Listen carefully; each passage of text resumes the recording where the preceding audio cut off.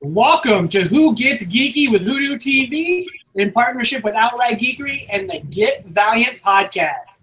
I'm Hooser, and today I got a couple great guests with me again.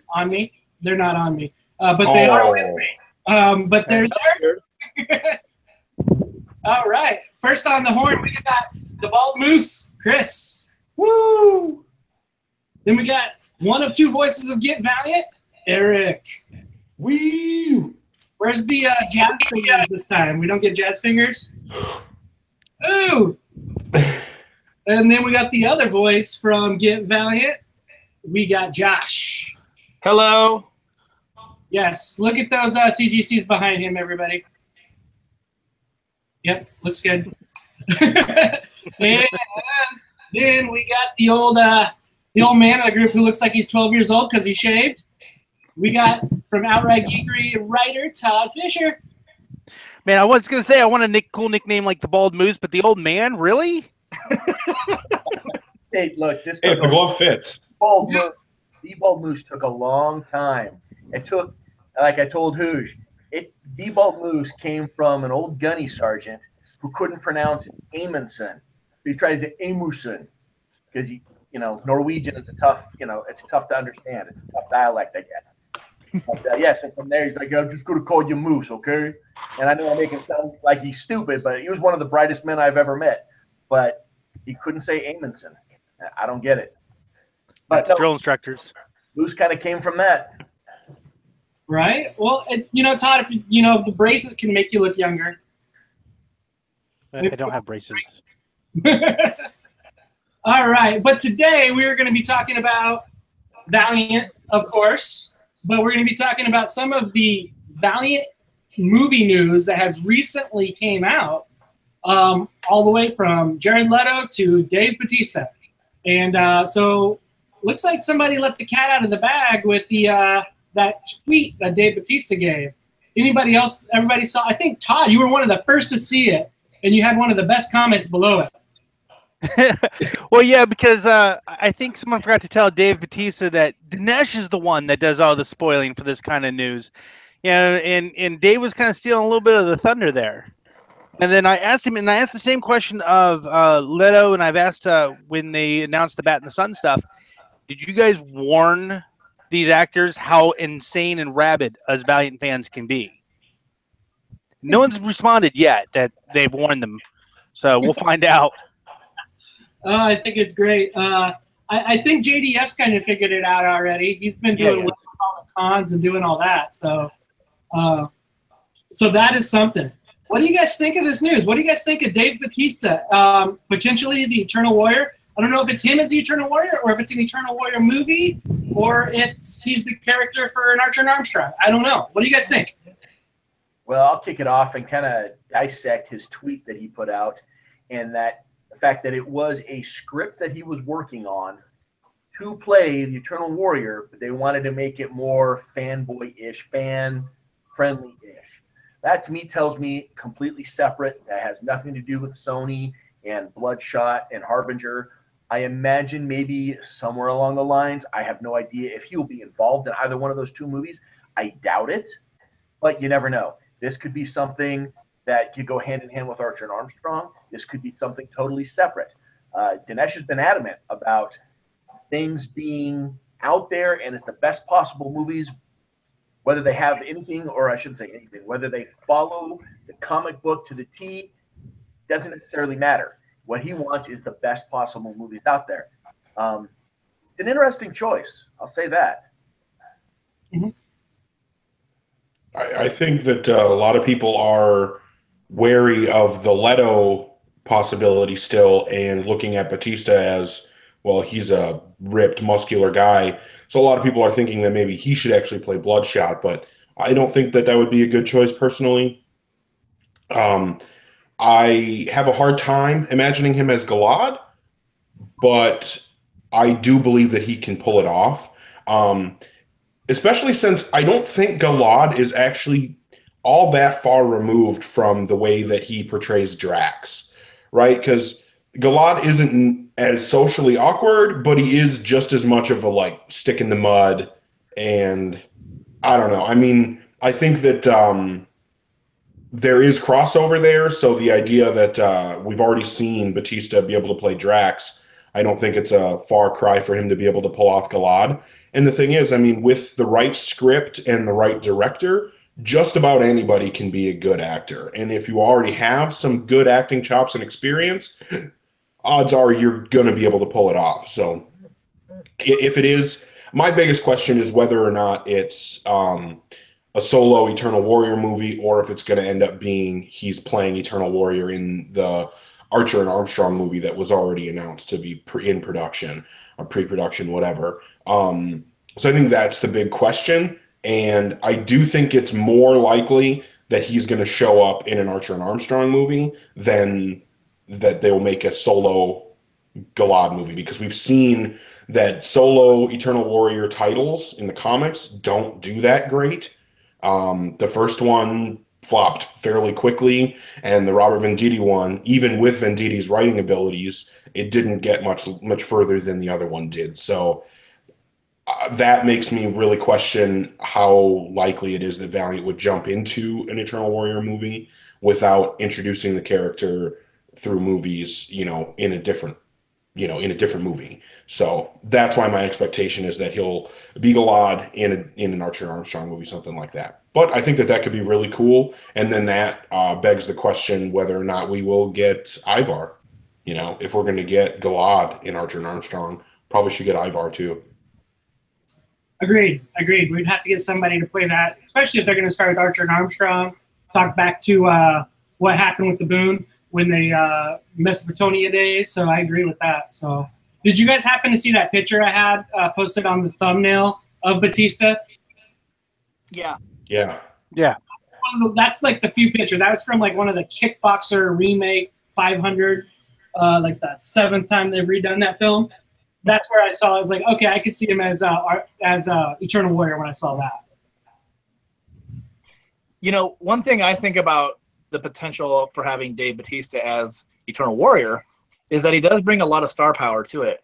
In fact, both of the casting choices that Valiant has offered up so far with him and with Jared Leto, those are big-time stars. And I think that where some people might not be so hot with Leto's portrayal of the Joker from Suicide Squad, he's actually had a really stellar acting career, topped off with an Academy Award.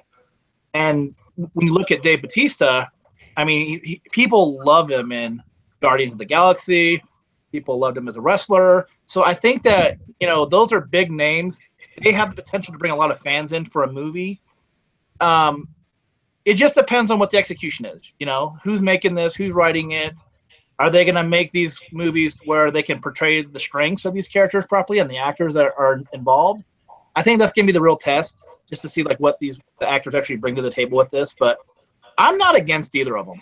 And I was a little hesitant of Leto just because he does look like Blood Squirt more than Bloodshot. But he is a good actor, and he definitely would have the time to bulk up. He would need to put on some muscle a little bit more. But he's not at all a bad choice. And I know that I was a person that was a little harsh of it at first. But I've actually come around, he's a really good actor. So, I like the fact that Valiant's not just necessarily going with people who look the part, but they're actually going with people who can act. And I think that's actually a big deal. And they're going with people that have fans. So we'll see what happens with it when it happens. I don't think they're necessarily ready to release any Eternal Warrior information, but I don't think any of these are bad. So I'm looking forward to it. Well, I think it's I think the Dave Batista information, it's kind of like when we found out about Jason Momoa being in the Justice League movies. Long before they had shot anything other than Batman, a little bit of Batman stuff, a little bit of Superman stuff, we knew that we were getting Aquaman. Well, I think it's the same kind of situation. We know very little about what Dave Batista or even Gilad's role in this universe is going to play, and we know they're further along in the Archer and Armstrong stuff. So what Eric's saying makes perfect sense, I think. And the people that are maybe questioning Dave's ability to act, I encourage you to go back and watch The Man with Iron Fists. Great movie. Dave Bautista's all through that movie, and he plays more than just Drax. He plays more of a character, I think, more in line with Gilad, where he's this warrior. He's a corrupted dick, but he's still a warrior all the same. So It's worth the watch. And then to everyone that was talking about Jared Leto, and he's so small, he's so skinny. Jared Leto, he's a method actor, and the thing about method actors is they do anything and everything to be part of that role. If you go back and read the stuff about the Suicide Squad pre-production when they were filming, he was the Joker for 6 months. He was the Joker. It may not be the Joker we wanted as comic fans, but still, he was insane. Well, hey, he wasn't the Joker a lot of comic fans liked. Is that acceptable, Eric? No. Oh, for crying out loud. You're just being contrary now. Yeah. And on that, I think for what the role or what the script was of the Joker of Suicide Squad, it was good enough. Really. It worked. Yeah. So I had nothing on it. But you know, again, his acting has been great. When he plays the God, people are going to kill me on this. When he plays the character, the guy who kills John Lennon, you know, he gained how much fat just to play that role. I mean, you know, he's again like a method actor for sure. Huge name. He has that band 30 Seconds to Mars, big following. So I think it's great, and I agree with what Josh said. The fact that they would care more about the acting chops than worried about just the look, that shows that they want the product to be something. Absolutely. Yeah. But I do think it's interesting that we got in a way, a definitive casting on Eternal Warrior when we thought it was so like far away. Makes you wonder how close is that, or is there something else that hasn't been leaked that's a little bit further than what we think? Are you watching, Dinesh? Tell us. You know you want to. Yep. Comment right over here, Dinesh, and we are actually on the other side. Comment right over there. One of these sides. Let us know. Just comment, Dinesh, and we'll. Or if you're watching this later, put it down below. Comment on. If it's over after it's over, yeah, you can go down below. But you got to be watching live, I hope. If you do it down below, make sure you get the click the like and the subscribe. So, if not them, I know there's been a lot of fan casting things going on about different characters, different roles. What do you guys see? Is there anybody else you think would be a better role, better fit? Just anything. Open table, man. Okay, I'm going to jump in on this one. Do it. I discovered recently who my ideal Bloodshot is now. I've kind of been going back and forth on this for a really long time. And I don't think that this will happen, unfortunately, but I think my ideal Bloodshot would actually be Michael B. Jordan. The dude is a phenomenal actor. And if any of you have seen Chronicle, I think that movie is proof that he can handle a superhero movie. He can handle deep characterization. And I would love to see him, you know, in his own superhero franchise. And I think that with as much as he's beefed up, he would look really awesome as Bloodshot. No, are we talking Michael B. Jordan? Because I wasn't certain who that was, so I Googled it. The actor who played Apollo Creed's kid in Creed. Yes. Yes. And he's in Black Disagree. Panther and was also in Fantastic Four. Yep. He was in Fantastic Four. Yep. And yeah, he's going to be in the new Black Panther movie. He's been, I don't know, he's done a bunch of different stuff, but Chronicle is the one that the movie where I first saw him, and he is amazing in that movie. Nice. That's an interesting call out. First time I heard him as that role. So, anybody else got anything else? Well, I think when we were chatting before the day that this news kind of broke, and we kind of discussed doing bringing the roundtable together, I think we all agree on Aaron Paul as Archer, right? We're all together on that one, except for Eric. Yeah, Mr. Contrary. Why?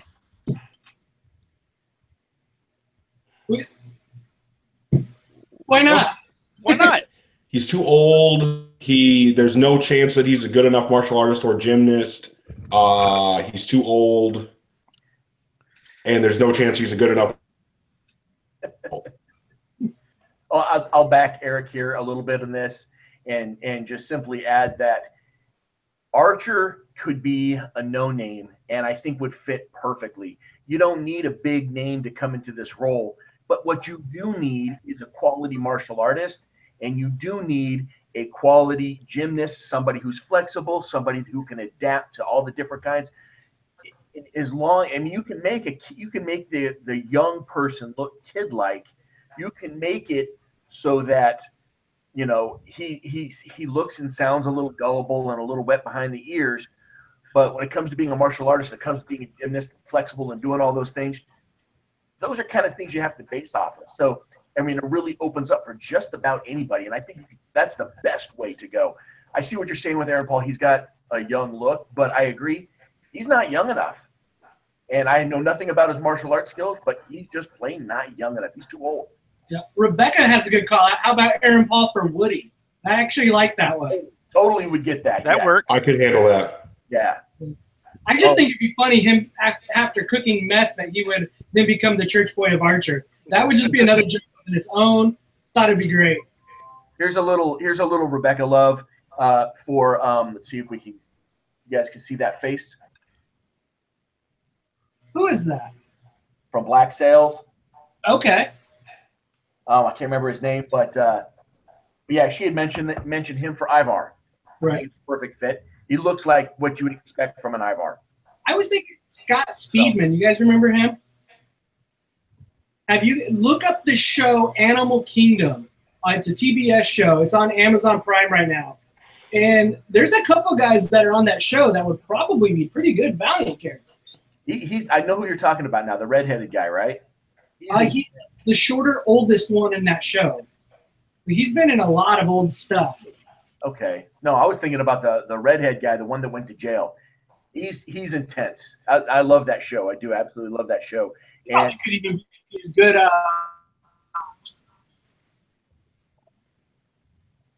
and then Scott Speedman, let me pull this up, see what he was in. You guys keep going. Well, if I can jump back for a second to what Eric said about for Bloodshot, for Michael B. Jordan. I'm going to have to disagree here, and this is probably going to get me some hate, and you guys can hate on me if you want. But I think if you use Michael B. Jordan, because if you didn't know, if you haven't guessed, Michael B. Jordan is a black guy.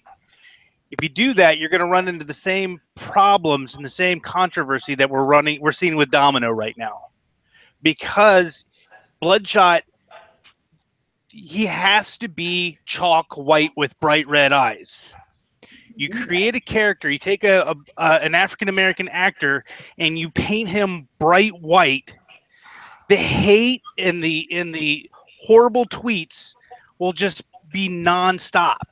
I don't care. I don't think that's relevant to who, like, our conversation right now, right, is like, who do we think would be good to play a character, not like who would get the best reaction as that character, right? Like, I don't give a shit who would react or how they would react. I think that as an actor and physically, he would be amazing as that character. And yeah, you probably, have to paint him, body paint him up, white with the red circle and red eyes and all that, and put the lines in his hair to make him look like Bloodshot. Yeah, but I'm sure there'd be parts of the movie where he would be shape-shifting into other characters, or he would shapeshift or change his skin color to look normal and just be his normal self.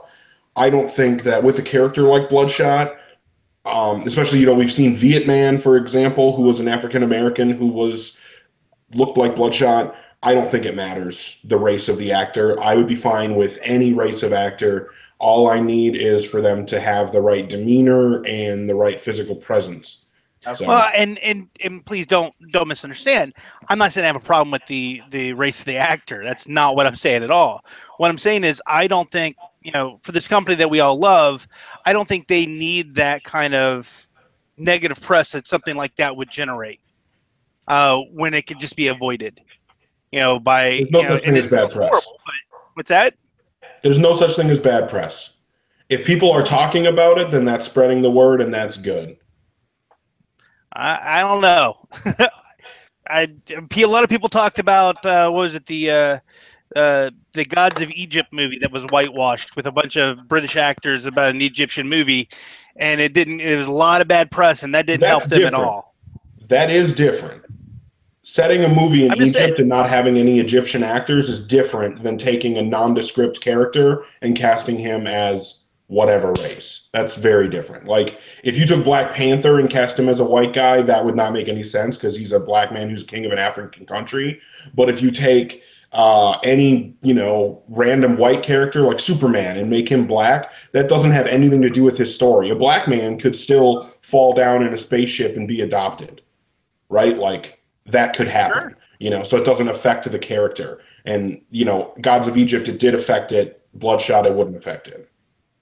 And trust me, I see both your guys' sides of the story here. I've seen and heard some of the stuff that Todd's talking about, but I will have to say that I do agree with Eric. As long as you got the chops, as long as you bring the big stick and you absolutely destroy, I don't care if you're purple, really. I just want the best damn actor possible to get in there and just blow it up. I think the potential, if it's a black guy, I don't care. I just don't care. I want good chops. I agree. The paint and the abilities, you can make him look like Bloodshot. And if that were the case, I've got my own ideas in when it comes to Bloodshot, but I don't disagree with either one of you because, like you said, Todd, I hear what you're saying. That there would be some flack, but I think when you look at diversity, I hate that word. I don't want to use diversity as a word, but when you look at a nondescript character, I think you can look till tomorrow, and you can look at the Dark Tower series. And yes, the idea was depicted as a Clint Eastwood type of person, but that's because Stephen King was high all the time watching spaghetti westerns. Huge influence. I think if you take that little bit out, he's anybody that fits that role, that can act, that can do the things that we want the main actor to do. And I think I'm really hoping that tomorrow, me being a big Dark Tower series fan, I'm really hoping just for the best possible movie in when it comes to that. I think Bloodshot can follow suit. I don't think it matters if black or white. Let's say Rebecca puts up a really good point. She says, really, that doesn't matter, but if Ninjak is not played by a Brit, then we riot. No, That's fair. That's fair. Ninjak, Right? I agree. He just has to be a Brit, though. I would see I would see it a little bit in that case, but Ninjak versus the Valiant Universe, he doesn't have a British accent. Yep. He may be MI6, but he doesn't have a British accent because he toured the world and lived throughout the world to where he's lost it. Yep. Well, and then so since we were doing a little Archer and we did Aaron Paul, the other two that I had, one was going back to wrestling because that gives you an instant fan base to follow what's going on. And then another one's a guy who's been in a couple comic movies as well, and another big show. And so the two I had for Armstrong would be The Big Show or Ron Perlman. Well, Ron Perlman's playing in the Ninjak VU, isn't he? Ron Perlman? I don't think he's in Ninjak verse, no. Remember, Ron Perlman's the one from Hellboy. Oh, no, he's too old. Well, he would do it, but when I look at that, I think Hagrid. I mean, does he not make a good-looking Armstrong? Big, goofy, strong. Well, if we're gonna go wrestler, let's be honest. I would rather go Braun Strowman. I mean, trim up the beard a little bit. Huge, kind of looks like he's got a bit of a gut. But I love the Ron Perlman idea, and I'm sure everyone no one would agree. And I sent this picture to the group here. I'm still on Val Kilmer. Val Kilmer has put on weight. That's him from a role in Felon with a goatee. To me, that looks like Armstrong to me. Throw a little cap on him, a trench coat, and get him drunk. We got Armstrong. We got a guy who can act, who's got 1,000 quotable lines through several movies. I love the idea of Val Kilmer personally, and he's looking to revitalize his career. Why not make up for that Batman mistake and give us a great comic book movie? As long that means Jim Carrey can't be in it. I concur. Yeah, so I mean, there's some pretty good. I mean, I'm excited to be hearing all of this. I mean, the fact that we're able to talk about the movies in general really excites me for the potential of what is going to happen with Valiant. Like, what is this going to do to Valiant Comics, Valiant Universe, anything? I mean, I think it's going to explode. I mean, what are you guys' thoughts on that?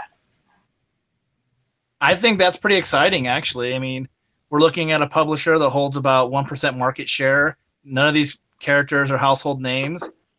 And if something like that is to happen, that puts those characters into the limelight where they're way more recognizable. We're seeing trailers on TV for them. And, you know, a couple million people see that movie. That's pretty exciting to know. And my only thought with it is as much as I would love the idea of movies, and I hope the movies are good and we like the casting, I really hope that the comic book side really benefits from it, because that's where it all starts. And I hope that like it actually helps Valiant sell a lot more books, gets them a lot more proper control within like comic shops and in other bookstores. But it would be nice to just see them be able to compete more normal with a lot of the other publishers out there, just because they have a great product. Obviously, you know, we put a lot of effort into doing these things just to tell people about how great they are. But I hope a lot more people get to recognize how great it is. You know, that's what it is for me. And I think piggybacking on what Josh said here, we're about to see our first splash. I mean, Josh is right. I think last meeting where we came in at about 1.24% of market share. So we're growing. When I first, about 18 months ago, we were less than 1%. And I say we, in a funny fans, I mean, it's a we thing, isn't it? I mean, we feel like we're part of the team, just like it's football, baseball, like anything else. And I say we, and I've got nothing to do with this. But still, I mean, we're at 1.24 here, looking right down the barrel. Probably, chances are, New York Comic Con, where we're going to get the release of the first Ninjak VU. And from there, I really think, because we've got such a variety of different people in there. We've got some wrestlers that are going to be playing in those roles. We've got JDF, who's a lot of his fans have already come over just to see what he's doing. I think just watching this, we're going to get more involved in the comic book side, and we're going to see that climb to possibly surpass 2%. I agree with you. I really hope that it springboards the comic book industry for Valiant into the higher echelons. We get past that 2%. We get into the top 8 or 7 of the top publishers for every single month. I think that's hopefully going to be the idea. The Ninjak VU is going to be fun, and I hope it brings a lot of fans. Yeah, I agree on that. And Dinesh actually said we're going to be flooded in 60 days with Ninjak VU stuff. So he did tweet that out after that. So that lines up perfect with New York Comic Con. So that we can see that happening. And I think the interesting thing for us as fans is the core fan group of Valiant, the ones that have, those of us that have been around for a while, who've created podcasts, who do these roundtables, who tweet about it, who do reviews and write articles about it. Those of us out there, I think it's important for us to remember that we're different from all the other comic fans.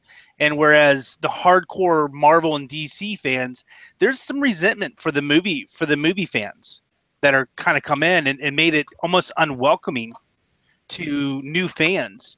Say, oh, you just like the movies. You don't know anything about the comics. What do you know? You're a fake nerd. You're a fake geek. I think it's important to us as Valiant fans to show that Valiant's different. Valiant's different from the top down, all the way down to the fans. You're new. You saw the movie. Great movie, wasn't it? Here, let me show you some cool books that you can read that are going to tie into that movie perfectly. And I think that's something that we need to make sure that we remember and that that we're a part of. And I think it's an important role that we play in this whole process, this whole we. Yeah, we're not word of mouth. We're not elitist type fans. I mean, we've got fans that have been there since the first day Valiant released in 92. Or even before. We've got some truly some old school fans, but they're the first ones to say, hey, check out this new stuff. And they're not going to say, hey, you're just a new fan, you don't know anything. Yeah, more than likely, man, they say, hey, you like that? Just like you said, you like that? Check this ish out. It's fantastic. You're going to love it. I mean, every time, and it doesn't matter if it's Valiant fans on Facebook or if it's vfans.com.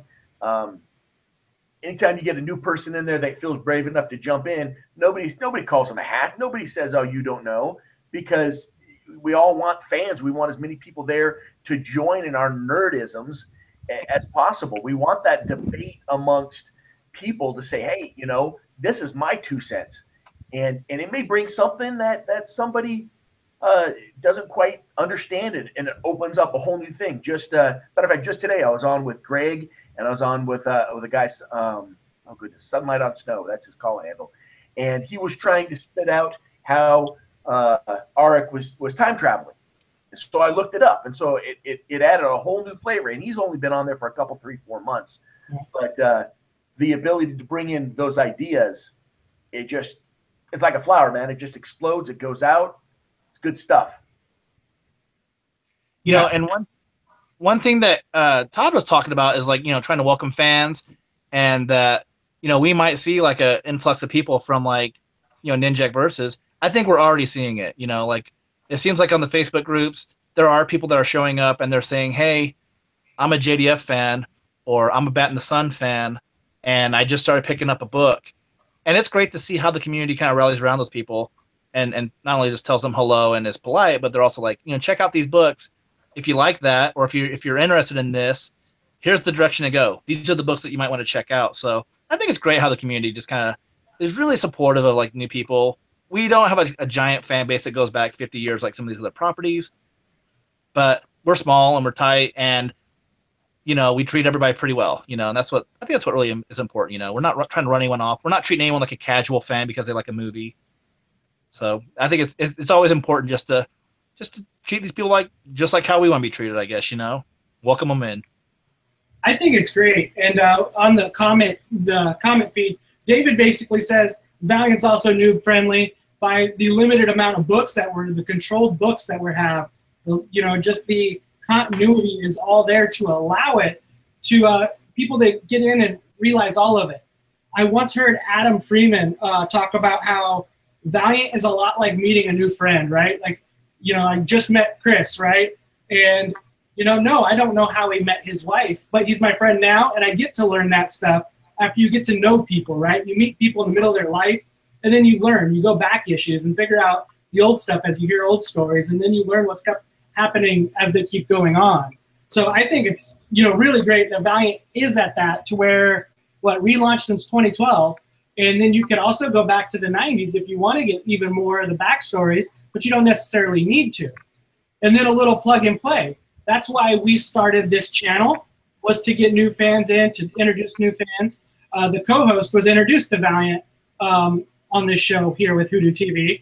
And then if you're interested, go get on Get Valiant, subscribe to WhoDooTV. There's ways to do it. Look at Outright Geekery with Chris and Todd's writing. So where everybody's here to help Valiant fans. Get Valiant's Facebook, WhoDooTV's Facebook, the Valiant Army's Facebook. There's people there to help. So definitely not elitist. So that's one thing I love, and that the movies are starting to get some more people in. Because the more people we have reading the books, we're not going to have Acclaim jump in and steal our stuff again. So that's like what I want. I want to make sure it stays around this time around. So that's huge for me. I want to get more readers in. Kind of going back to where we started on this about the movies.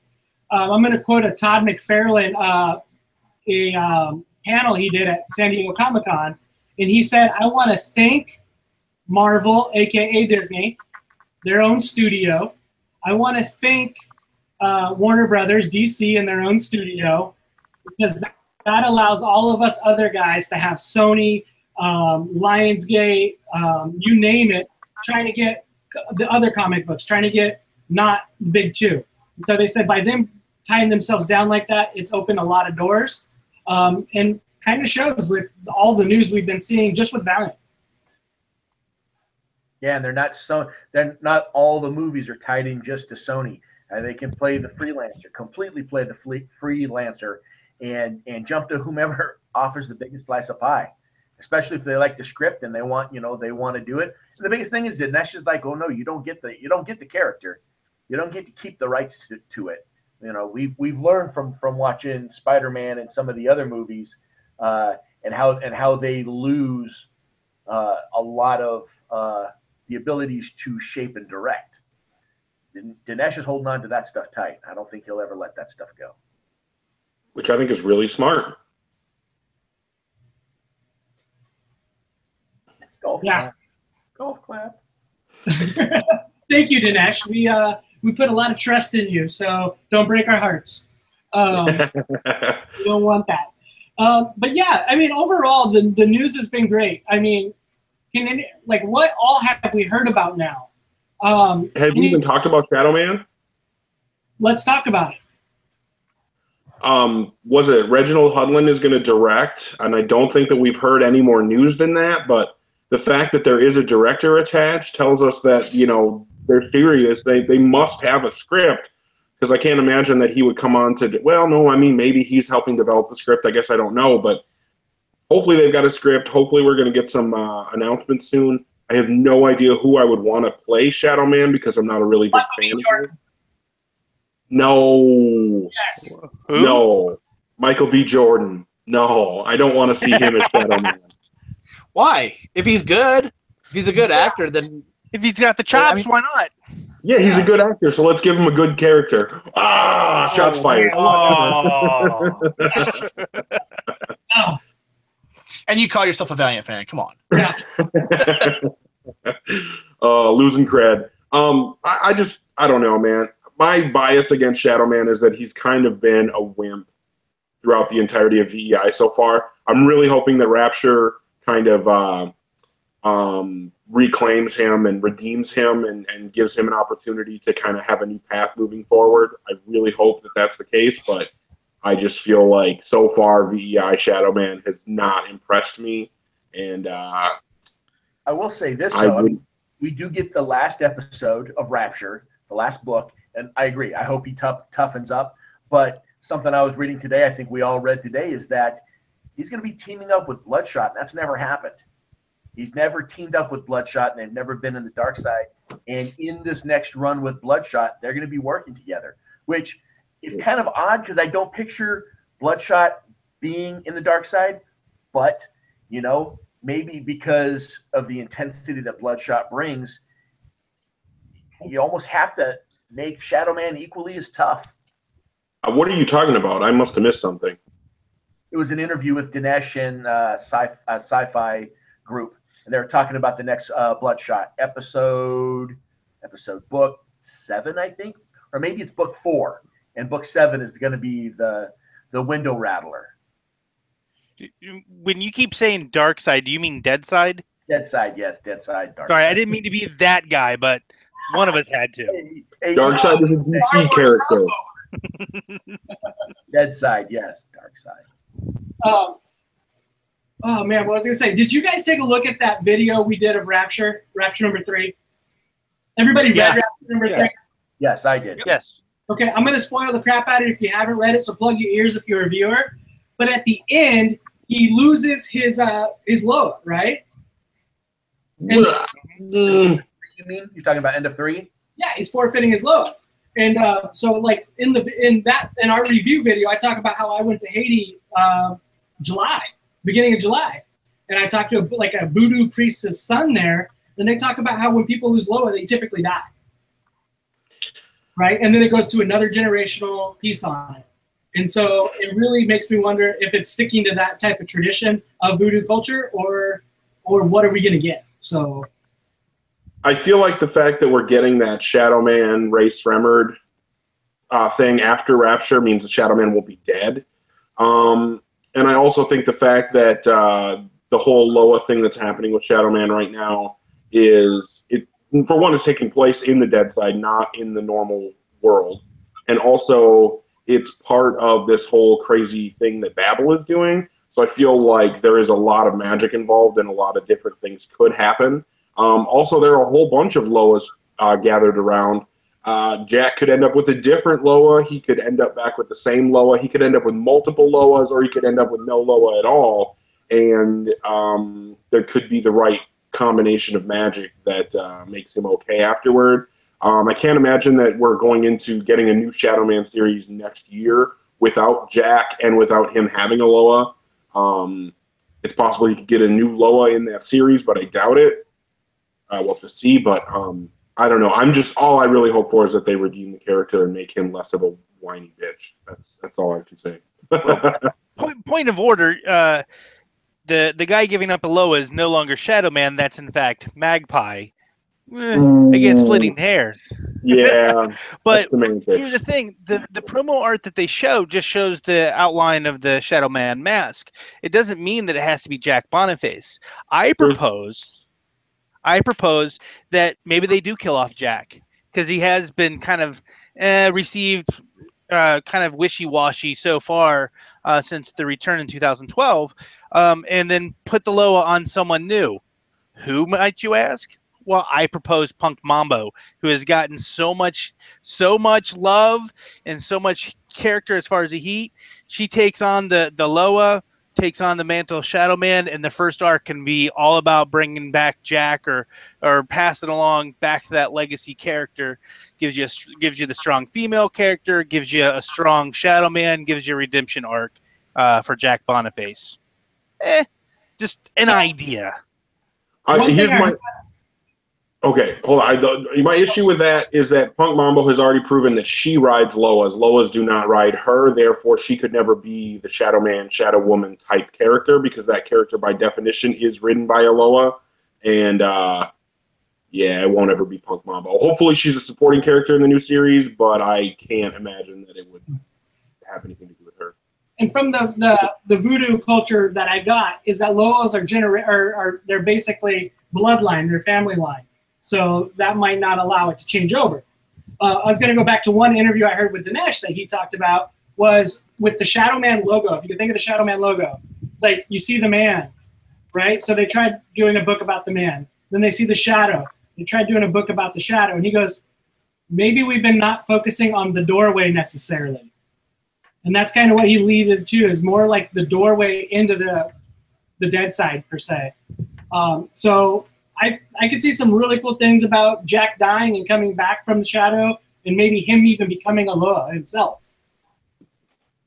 And he is the one that basically takes over people in that route, right? Jack kind of becomes that. I don't know. Kind of a quick thing. But we're talking movie news. Let's get back to movies.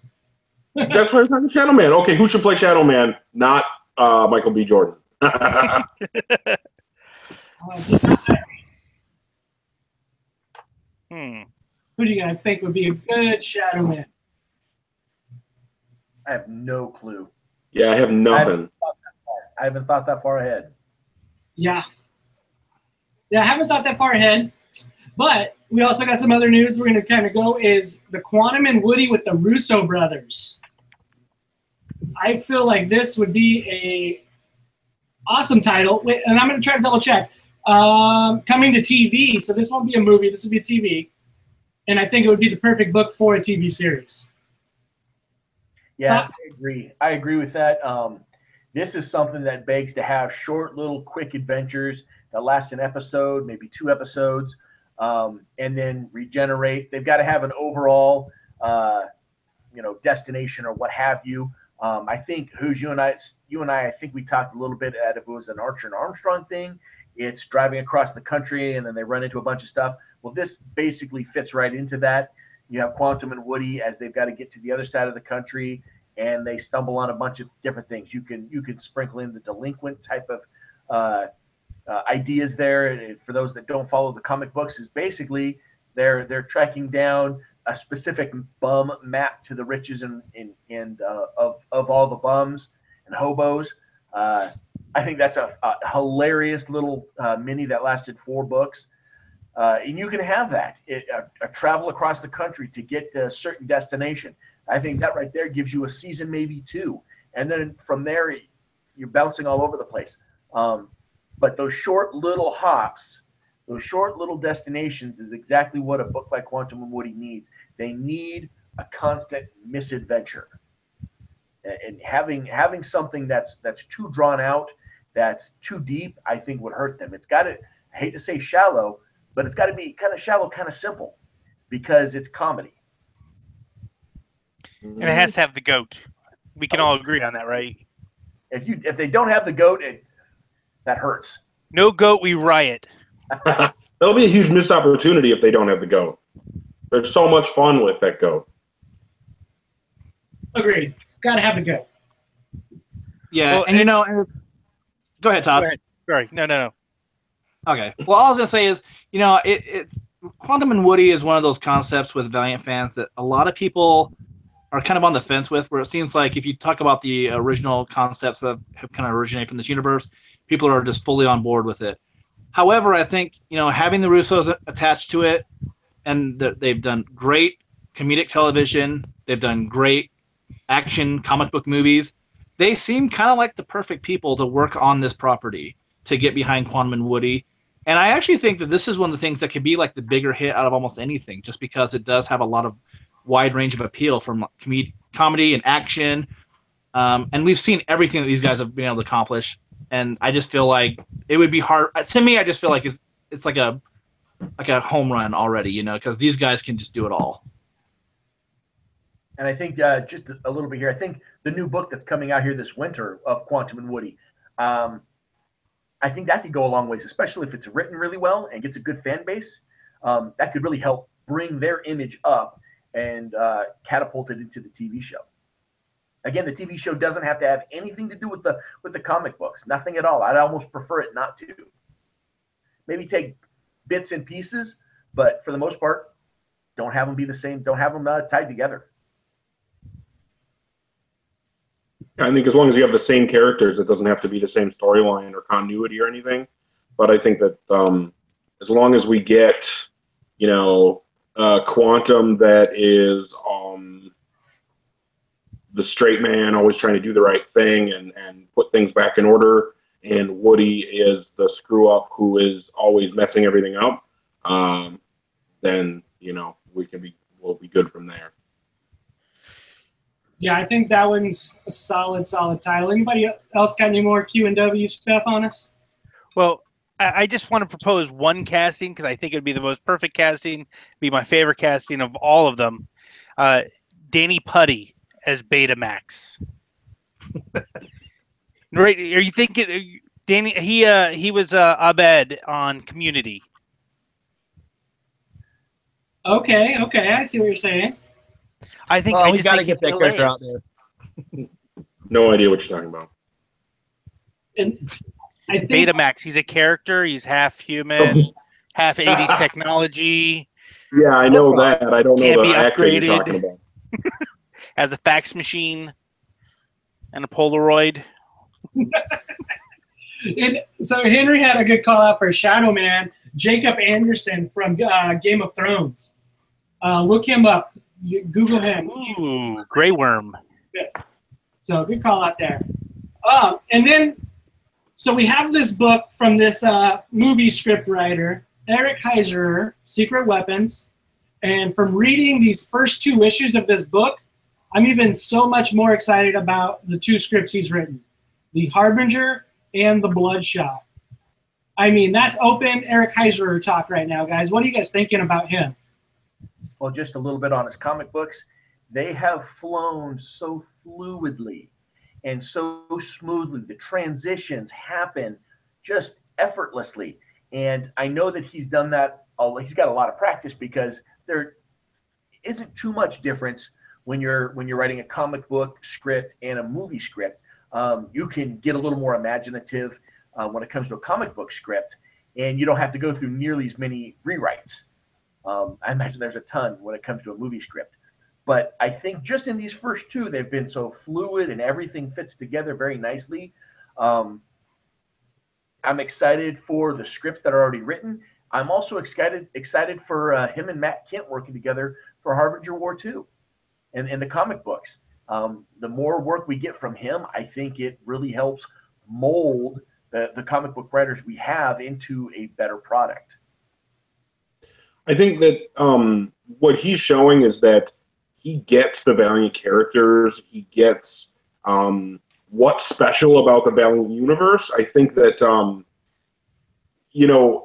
something that Marvel and DC have these iconic characters, and I don't think that any of the Valiant characters are quite as simple and straightforwardly iconic. It's not as easy to make them into icons, which maybe is a negative thing on the one hand, but on the other hand, it makes them more quirky, it makes them more relatable, and it also makes their stories more interesting and also relatable.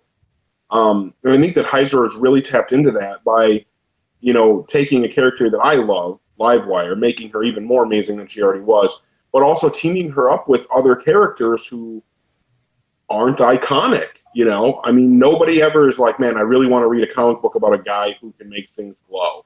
Nobody's like, I really want to read a comic book. I think the best comic book in the world would be a guy who can pull things out of the air, but he can't control what he grabs. You know what I mean? Like, there's these, it's just obscure concepts that aren't normal, but he's showing how well they can be done and how you can still make an amazingly good, well-executed story. And I think that that's kind of a microcosm of what Valiant is doing in general. And the fact that he gets that and gets it so well makes me really excited for, what he's got in store for us for the movie. I never want the series to end. Yeah. Oh, if they don't do, keep going with Secret Weapons the way they have with Divinity and Britannia, I'm going to be really upset. It's tougher because he is a movie script writer, so it may be tougher to lock him down. But it doesn't have to be Secret Weapons. I want him to write more. I do. I think he does a fantastic job, and he's fully supported the Valiant fans and the Valiant universe. I think he kind of gets off, and I think he kind of digs that we're a little bit of a rabid fan base. One thing, my thoughts on it is that I think the way he writes is a lot different than what a lot of people are doing right now in comics. He's not as decompressed as a lot of other writers, and it seems like when you look at where the story flows with issues 1 and 2 of Secret Weapons, there's a lot of different changes of scenery, so to say. There's a lot of different locations. There's a lot more just moving through everything that's going on, where we're not just sitting in like one spot in the book for 15, 20 pages. It seems like the story has a really distinct flow to it that I feel like is really lost with a lot of newer writers, which is odd because he does not have a extensive background in writing comics. He's only written, I think, one other series prior for, I think it was for Dark Horse. But I mean, the book just seems like something really fresh and unique for what is going on in comics right now.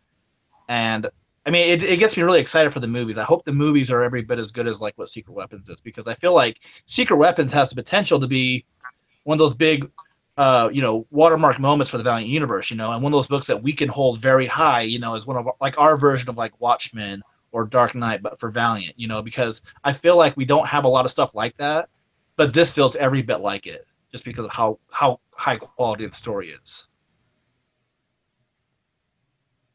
Right, I think he's doing great. And just his ability to tell a story and get you interested in something, and then towards the end be able to twist it around, has me really excited what he's going to do with comics. Because if you guys watched Arrival and the way he played that out, and he kept putting little bitty pieces throughout that movie to kind of let you kind of know what it is, and then after you watch it a second time, you're like, very well written. There's a reason he got nominated. Makes me super excited to see what's going to happen, how he's going to tie in those, what is it? It's going to be 4 films together, or 5?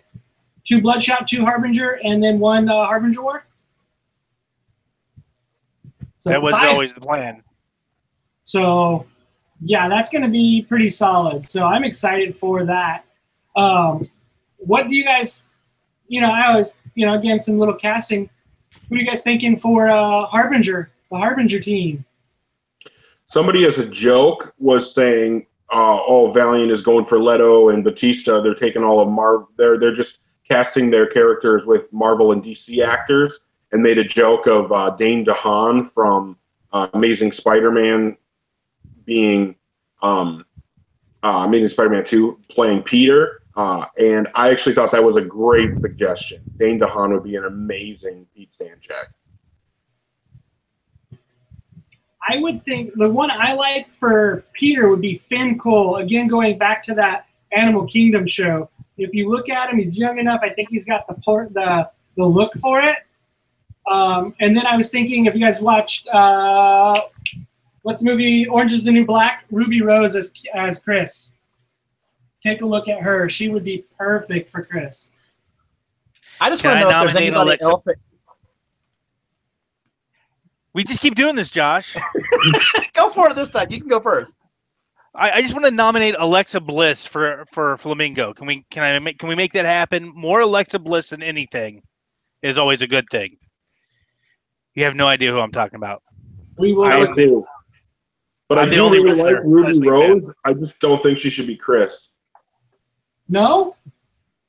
No. But we get to all have those moments because it's us coming up with the fan casting. Right, exactly. We all get to be right for one moment. And I just think, I think ever since like Harbinger came out, I mean, we've all kind of felt like Ken Watanabe would be Harada. I almost don't think there's anyone else who could be it just because that kind of image is just so ingrained into our minds. He just has the look of it. I'm sure you could find somebody, but it'd be tough.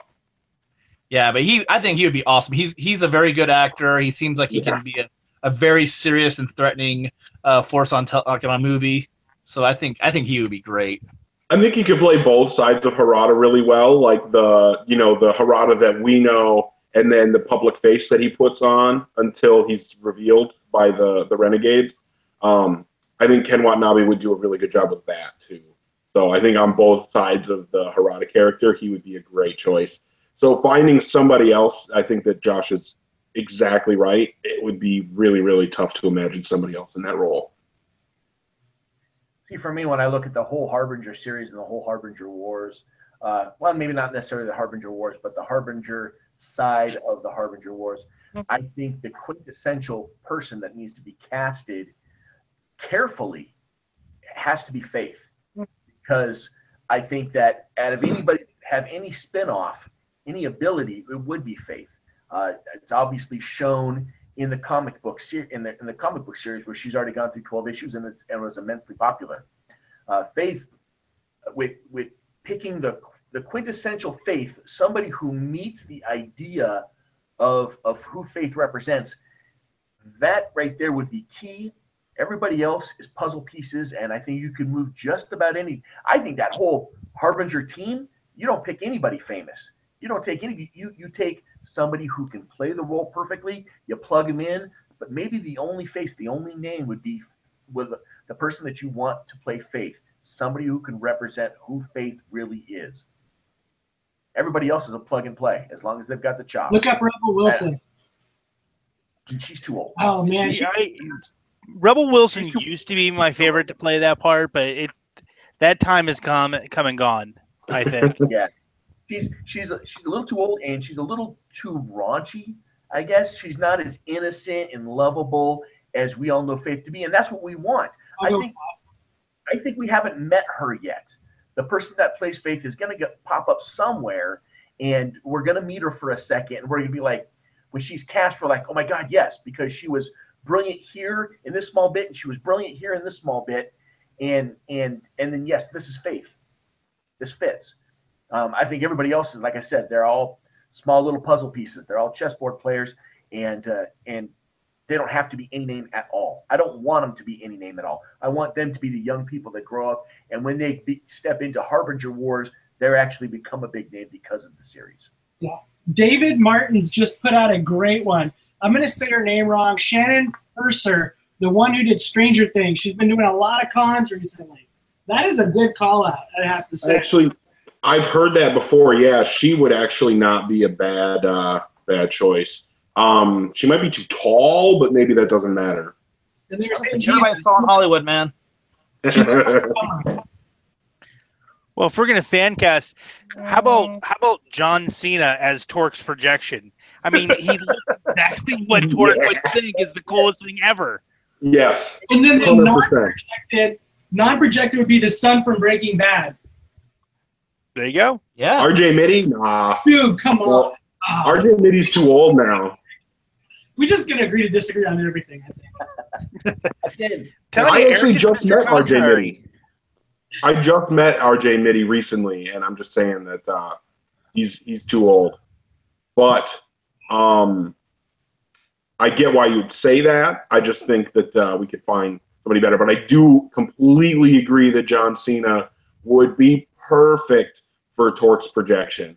Just that, actually, I've been saying that for a really long time. I think that John Cena would be perfect for that role. And while I hear what you're saying, Eric, and I agree that he meets the image, I think you put John Cena in that role and it hurts the movie. Because much like Harbinger and how they were founded back in '92, and even so far as to say this most recent version, there are a bunch of kids that just met up by happenstance. And I think you get a group of kids that grow together in the movies. That's when you're going to get a truly great series of movies. She's talking Harry Potter style. Yeah. You get Cena in there playing Torque, and it's going to be about John Cena. Right. And we want that. It has to be about a team. And I think you put anybody big in there, I think you lose the whole idea. What about Bjorn from Vikings? I'd see him more as a Bloodshot, but we've talked about that offline. Yeah. And some interesting ones. But it's all getting so much closer. But like I say, 60 days, we're going to be seeing our characters in another format very soon, another medium. We're going to see Ninjak versus the Valiant Universe, and that is around the corner. Like Dinesh says, we're going to be drowning and stuff, so grab your snorkels. Let's do it. So I'm so pumped up. Here's a quick question for everybody. What is everybody most excited for with Ninjak versus coming? Like, what is the thing that you're most looking forward to from that series? Ninjak versus Bloodshot. Right. That's gonna be badass. Yeah, that's. I would actually say, I think obviously for me, seeing more Bloodshot in general is gonna be awesome. But really, the thing I'm most so for is seeing more Livewire. Absolutely, just cannot wait. Honestly, I kind of want to see Roku. She's got a good sized portion because she's the bad guy, and I really want to see what they do with her hair and how they utilize her hair. She's one, and I agree with you. I want to see the Bloodshot Ninjak fight because it's going to be damn good. But I really want to see Roku because she can hold her own too. I want to see her beat somebody. I want to see a fight there. Something that's going to be a knockdown drag out. I think it'd be fun. I'm most looking forward, and this is kind of a cop-out, is all the stuff we haven't seen, but is rumored. I can't wait to see the Eternal Warrior, which we've seen a picture of, and he looks fantastic. He looks like he just walked off the comic page. I'm looking forward to seeing, the Exo Man of War armor. We see it for a split second go past the screen, and I tried as hard as I can to try to pause it just the right time. Can never get it just right. I can't wait to see that. Rumored is there's going to be a Shadow Man somewhere in there because he's on the poster, and I asked Dinesh about it. I said, well, not everyone that's in the show is been announced yet, so Shadow Man's supposed to be there. I want to see more of the Archer and Armstrong. What role do they play? Does anyone else show up? That's the kind of stuff I'm looking forward to. We know Bloodshot versus Ninjak is going to be a badass, drawn-out, bloody, nasty fight. We know that's going to be awesome. We know Livewire is going to look cool. Roku makes me nervous. The little bits we have seen of her hair moving looks a little... but I'm reserving judgment. Makes me nervous. But I want to see the stuff we don't know. That's what's got me excited. I'm excited to see Michael Rowe. I think he's a good fit for Colin King all the way around. And he's got a little bit of credibility having been in Arrow playing Deadshot. So I'm excited to see that. I have to. One thing, one of our friends out here is a Valiant fan. He actually got to meet up with Sierra Foster. She was visiting Seattle. He connected with her on Instagram. She said, yeah, meet me and I'll sign autographs for you. And so I want to give it up for the people that Valiant has casted for these roles, because they seem like really awesome people. They're taking in the roles. Sierra Foster doing her stuff, being AKA Livewire now. Michael Rowe just seems like a nice guy. He's lots of Valiant texts or tweets coming out. JDF's JDF. He's great with fans. He's definitely taking in the role. I don't know much about Derek Thieler, who's going to be Arik, but I do know he got a role in a Marvel Universe role, which would be pretty good for him. And like Sierra Foster. I mean, just the guys that got casted are great. I call them ambassadors, right? Because it's pretty much what they are for Valiant. And I think so far, so good as far as being the cool people that they have now. Well, I know that you just mentioned his name and it slips my mind now. The Arik, who's going to be playing Arik. He hangs out at a couple of different comic book stores. He'll go in routinely to Collector's Paradise to promote anything X-O Manowar, which is really, really cool. I've seen him go in there.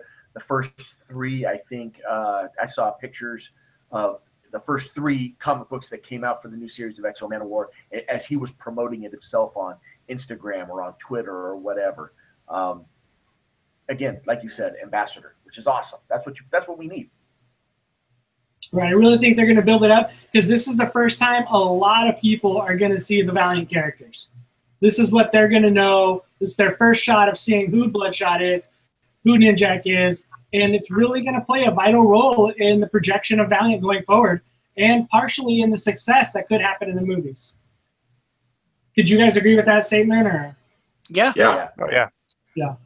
Yeah, this is going to define these characters. Like, the weird thing about it is that these are going to be the definitive versions of these characters for a lot of people, and the movies are almost going to have to try to live up to what happens on this web series. And, you know, I think it seems a no-brainer that the movies will blow it out of the water, but maybe they won't. I don't know. We'll see. But hopefully the level of dedication that the actors are putting into this web series gives us an indication of what we can hope to see from the actors in the movies. That's what I'm hoping for. So I'm going to backwards, maybe back to this one show that had an actor named Adam West. Could you imagine how excited those Batman fans were when Adam West first hit the screen? Because that's kind of where we finally are with Valiant. I see what you're saying. Yeah. The excitement to see Adam West playing Batman on TV and get to see him every week and get to see a character that had never been portrayed before finally on TV. That's pretty awesome. That's pretty awesome. Not true. There are two people that played Batman in live action on TV before Adam West did. He was the third. Oh, okay. Well, fine, fair. Oh, what now? Back down. And so basically, open door for anybody. What do you guys got to close with? What do you guys, any more thoughts? Or we don't even have to close. We keep going all night. But all night. Open table. This is a round table. Go for it. Michael B. Jordan, Bloodshot, done. We'll move on. Michael B. Jordan, Shadow Man, done. Move on. Yes. Move on. Move on. It's been decided. He's Shadow Man. He's not Bloodshot. You're a jerk. No, I'm just excited. I don't know about you guys. I'm just really impatient. I want to see what's coming. I want all the news. I want the movies to be filmed, and I want to see the trailers, and I want to go to the theater and sit down and watch it in theater, and I want it all tomorrow. So I'm actually going to put this out on Dinesh and see what you guys think.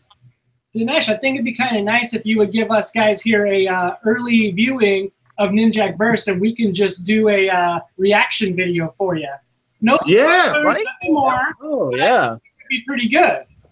I think we proved with the Harbinger 5 that we won't spoil. Right. We don't have to. We'll share it.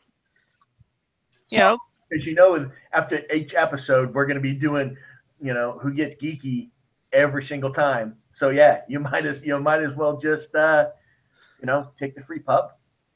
Yeah. Let us Let's be do the it, hype Vinay. machine. Make it happen. I know we got WhoDooTV at Gmail, and then we got Get Valiant at Gmail. Just send them there. We'll make sure Chris and Todd get their copies and or their video file. Man, wishful thinking. But yeah, I'm excited for all of it to come out. So I'm thinking Michael B. Jordan as Shadow Man, and then I'm sticking to Big Show as Armstrong. Sorry. Big Show as Archer would be hilarious. That would be pretty fun. Big Show's a terrible actor. No. Go to Netflix, watch Knucklehead, and you'll regret that decision. But he wasn't drunk like Armstrong would be. No, he was mentally disabled. No, it's terrible. I want a good actor. Give me Val Kilmer. Give me. We said he's a little old, but Ron Perlman. There's a lot of big guys. I'd even take. No, never mind. Someone said John Goodman. I'm like, no, that's He's too old now. terrible. Maybe 10, 20 years ago, John Goodman, but John Goodman now, no thanks. No. I think the guy that played Robert Baratheon in Game of Thrones would be a perfect Armstrong. He'd be a great big, Armstrong. jolly drunk dude a lot on that show. Mm-hmm. Well, a lot by Game of Thrones measure, which is what, 5 episodes? I think he lasted half a season, but he was pretty awesome. So let's close it. You could only choose one person for this role. Bloodshot, we already know. Eric's Michael B. Jordan. I'm going to go with Channing Tatum. Who do you got, Chris? Somebody we've never heard of. Okay. Josh? For Bloodshot? Yeah. Fucking Tom Hardy would be awesome. Dream. And I'm going to close it with Frank Grillo. Frank Grillo, Solid. He was the model that Miko Sion used. He's the model that Louis LaRosa used for the look of Bloodshot. And if you go back and watch The Purge Anarchy, you'll see Bloodshot without makeup on. He plays that character throughout that movie, just a badass who's kicking everyone's behinds, and it doesn't matter. So Frank Grillo for me. Nice. Very solid. Fair enough. Any other ones they want to throw out there? Any character, any cast? Okay, I think we're good there. We played that out. So, Leto, I would take him. I'll take anybody. I'll take him. So let's do it. But want to thank everybody for jumping on, listening to us to go round and about. I guess we're calling this Who Gets Geeky? Kind of get us a little round table because we have WhoDooTV. We got some outright geekery writers, and we got the Get Valiant podcast here. There's links down below to Todd and Josh's and Chris's articles. You've written for him too, Eric, right? I think there's some for Eric as well. Yep. Josh does too. Yep. Then we got some Get Valiant links to a couple of theirs. They're on Outright Geekery. They're also Stitcher, iTunes. Subscribe to us at WhoDooTV. Check us all out. We appreciate you guys stopping. Put comments down below. We'll try to answer them the next time we get geeky here. So appreciate it.